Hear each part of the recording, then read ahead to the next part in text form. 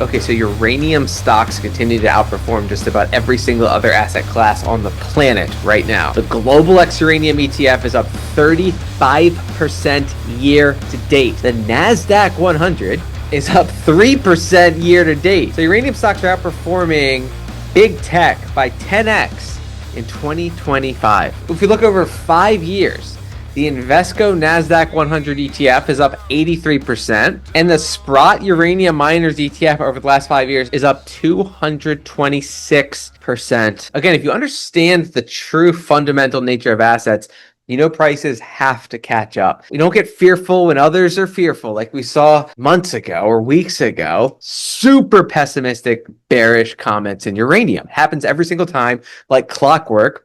Again, rule number one is to be fearful when others are greedy, and greedy when others are fearful. For some reason, everyone seems to forget not to be fearful when others are fearful, right? They get super pessimistic when charts go down, right? Now, it's okay. That's human nature. That's why people make money investing, because market makers take advantage of people's emotions. They know everyone's going to be panic selling the lows, chasing the highs. And so that's called either entry liquidity or exit liquidity. So the key is to find the deepest value possible and try to make life-changing returns off of it.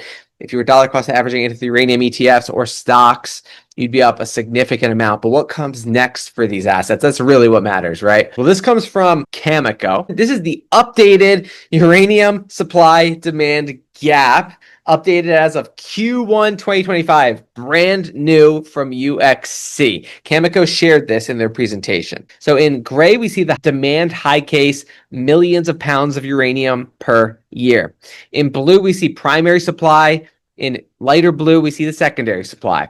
And in gray, we see planned production. Currently, there's just enough supply coming online to meet the demand base case. In gray, we see the demand high case. There is daylight between the supply and the demand high case. So somewhere between the demand base case and the demand high case is where we get insane upside in the spot price of uranium. Obviously, further out for decades, there's nowhere near enough uranium coming online. So it's a multi-decade story. But for now, if demand increases beyond the demand base case of the UXC analysts who look at this space, if demand goes up further than expected at all, we get skyrocketing uranium prices. That's what this chart is telling us. So that's a big reason uranium stocks are skyrocketing. Here's some others. The difficulty is we've prioritized nuclear, but deprioritized uranium, which we need to fuel our nuclear power, and is creating an incongruence in our policy. That's changing as electricity demand skyrockets thanks to power-hungry AI models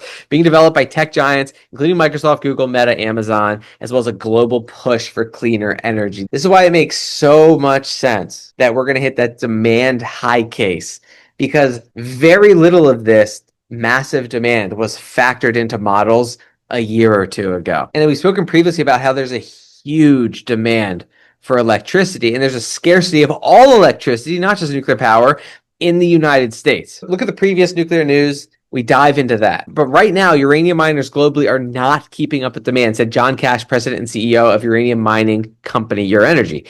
It takes years from discovery to the time you produce, so it's going to take years for that gap to be closed between those two. And all the while, we see tremendous growing demand for nuclear energy. Even if all the uranium projects in the United States that are currently permitted and operable, we could not satisfy the demand of the United States of America, said Mark Chalmers, president and CEO of uranium mining company Energy Fuels. The U.S. has a lot of room to increase its uranium production, but the difficulty is we have less than 1% of the world's reserves. So in the long term, we're really going to need uranium from other countries. So there just isn't enough uranium in the United States, and there isn't enough uranium around the world. So the supply-demand imbalance is currently super tight right now.